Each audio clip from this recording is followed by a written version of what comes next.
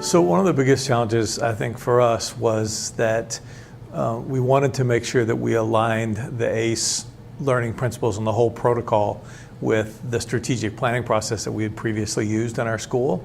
And so we had to think about how do we make that work so that it's because we didn't want to do a strategic planning process and then also do an accreditation process. We wanted to make sure we blended them together. So that was a challenge, but we managed to do it by basically having the report and the survey, the community survey, was what gave us information that we were able to use for to get to a strategic plan and some strategic initiatives. So do I take it from that you've only really got one plan that dovetails with all of the ACE work that you need to do?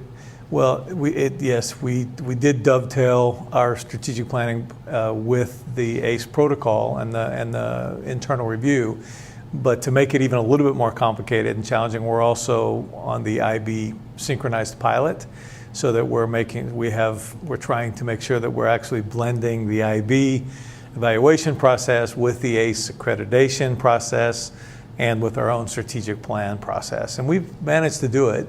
And we now have, we're pretty close to, after a year, almost a year, we did our learning principles review in last September, and we have our external review this coming September, and our report's pretty much ready, and we have now, based on all the work that we've done, strategic initiatives that will give us direction into the future.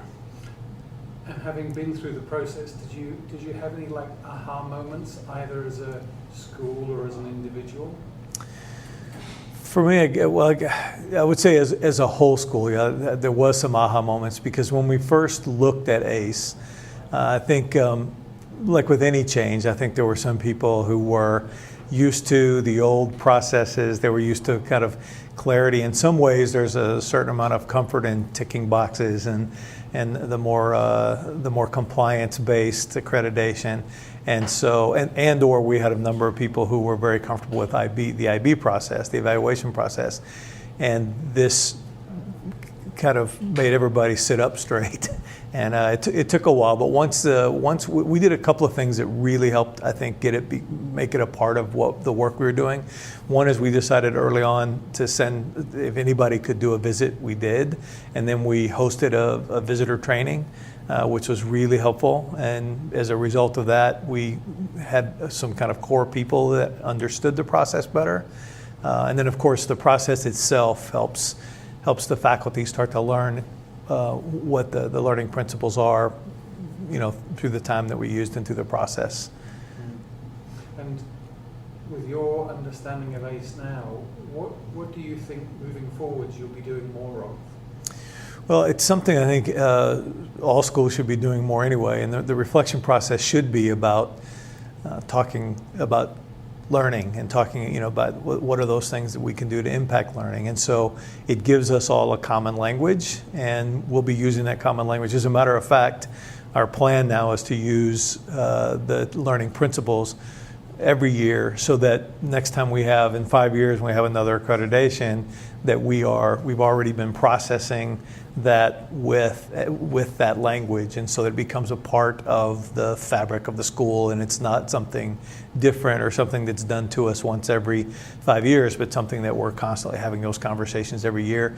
The thing that I think is really helpful is that we're focused on talking to kids about what they're learning, what their experiences are.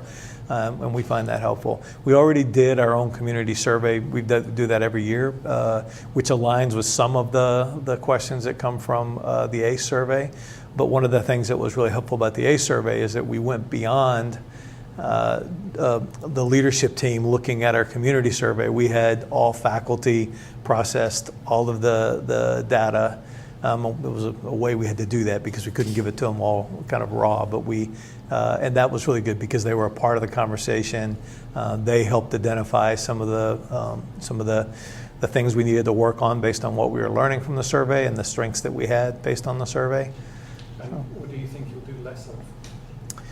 I think next time, actually, it's probably not so much what we would do less of, but what we might do more of, which is I think we would do more of our own review processes like observations. One of the things we did was we did data in a day where we had a group of people go out. It was actually more than one day because we have 2 campuses and multiple divisions, but they would go out for a day and they would actually do what visitors do, which is go in the classrooms. And we had a protocol where they would talk to kids and ask questions and stuff. And I think we would do a lot more of that spread out over the course of the year. That turned out to be really valuable, but we only did we did that kind of one time. So I think we'll do that. Probably the talk right now is that we would do that annually, that we would have people go in on occasion, because first of all, it's a great learning opportunity, and it also leads to great conversations about learning and what we're seeing and what promising practice we see out there, and then we can highlight that with the rest of our faculty. We also did on that day, we videoed interviews and videoed some of the lessons that we saw, so that those are our learning narratives that we're using that are part of our conversations. And finally, based on your experience now of ACE, what feedback would you give to NEASC? What would you like them to look at or focus on or work on? I guess one thing I'd want NEASC and ACE to work on as far as a protocol was, and I think they are, is it's a new protocol, and so it was kind of difficult to do it the first time, because I think they're learning. There's some ambiguity around it. I don't think that's bad. I just think that it's going to get better as we all move forward and learn from each other. I think it's great that NEASC and ACE is partnering with schools. And that one of the things that's been very helpful is all the support that you get when you have questions. As we've sort of, at the very beginning, especially kind of muddled through the process and started to try to figure it out. Now they're starting to develop stronger toolkits and all that. We were glad to be a part of that process because I think we learned a lot that way.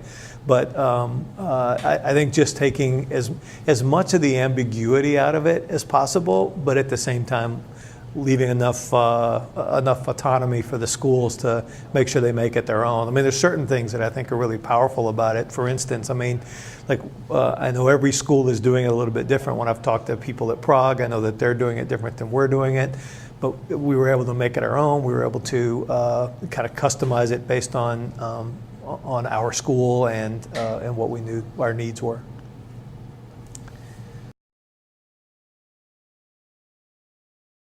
Well, having worked in the office at the association office for several years, having recently retired, I've had an opportunity to really watch it from its infancy with the work that Peter and some of his colleagues did.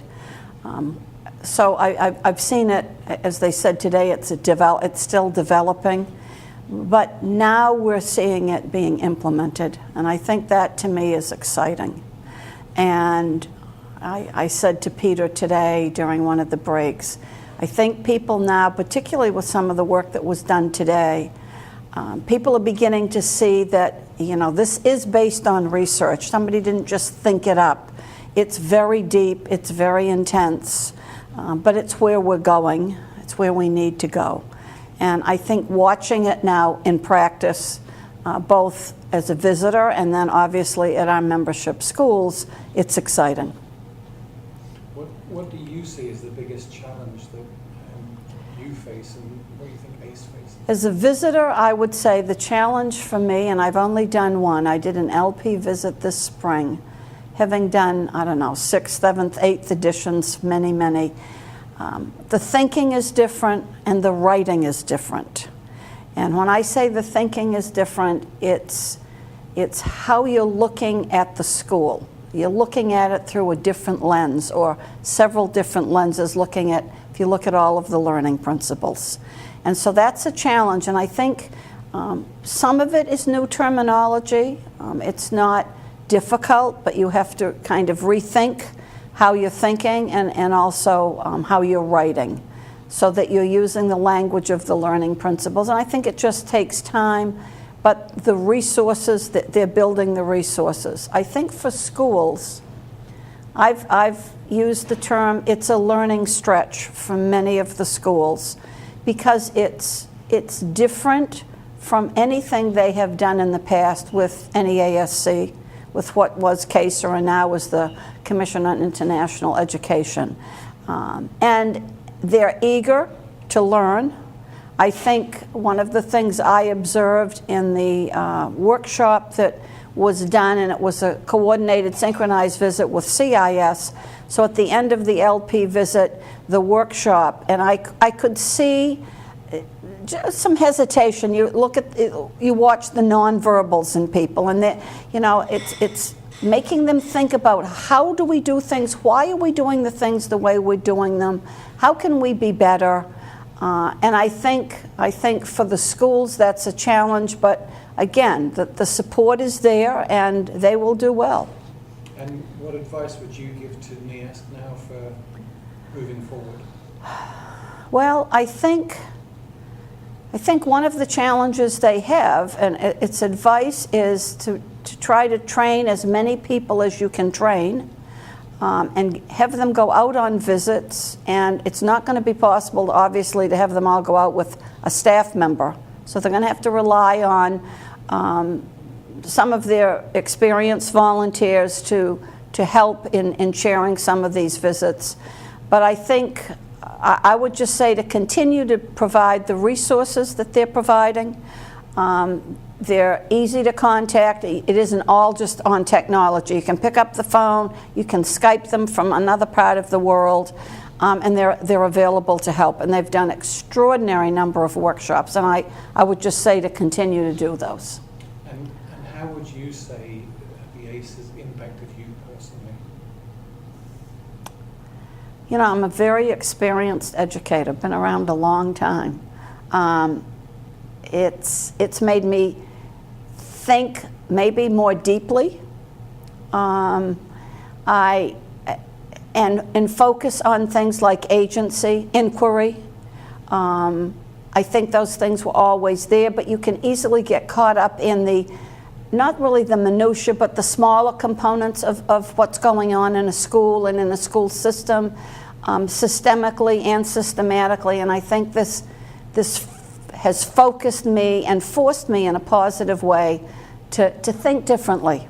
And how do I ask questions? And what am I looking for? And I would say the most important thing, and I think as a teacher, always a teacher, is look at it from the eyes of the students. To me, that is the best.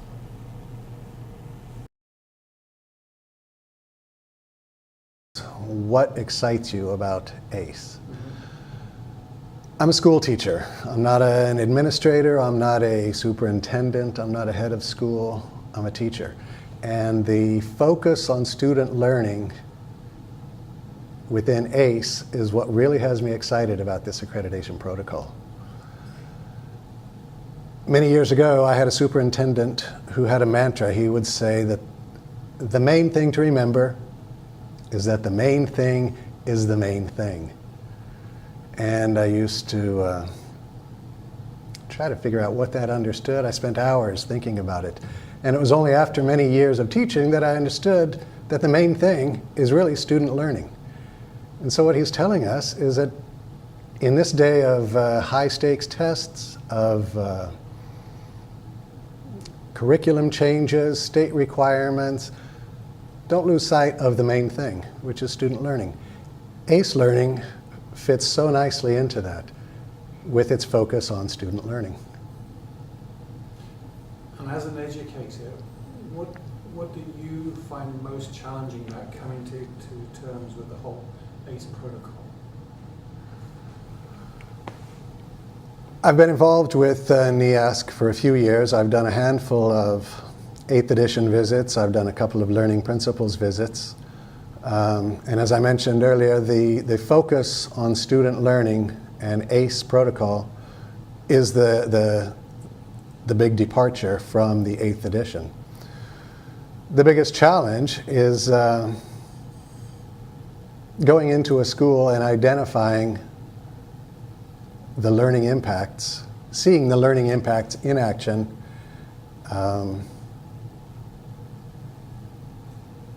and and where they fit within the ACE protocol.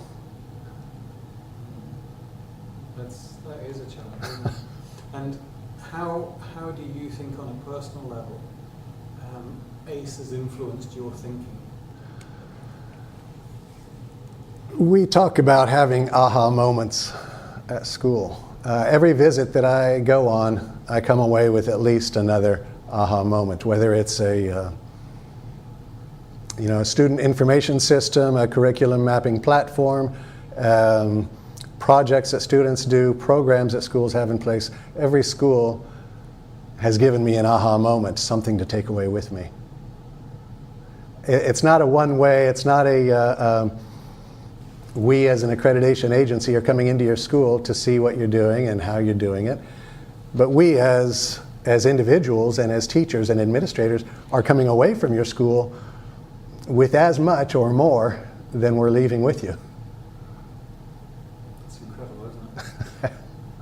Having been exposed to the ACE protocol for some time, what do you find yourself doing more of, and what do you find yourself doing less of in your own practice?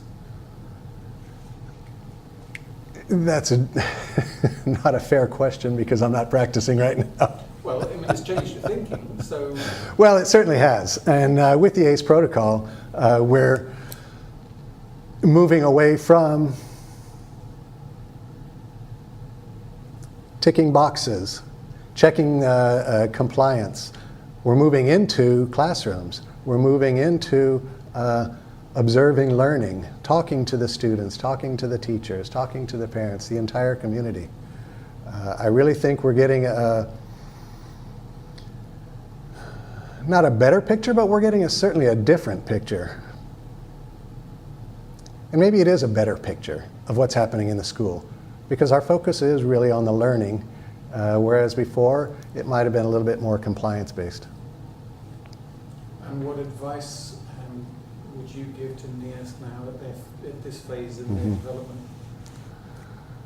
My advice for NEASC, I think similar to what we're asking schools to do, to undergo this internal reflection. I think right now we're probably in ACE version 1, and I think over time, and my advice to NEASC would be, is to do the same thing that we're asking schools to do, is take a step back and see where we are, and are we still on the path? Are we still, is what we've initiated still what we believe? Because I truly believe we're going to be at ACE version 2, 3, 4, 5 down the road. Okay.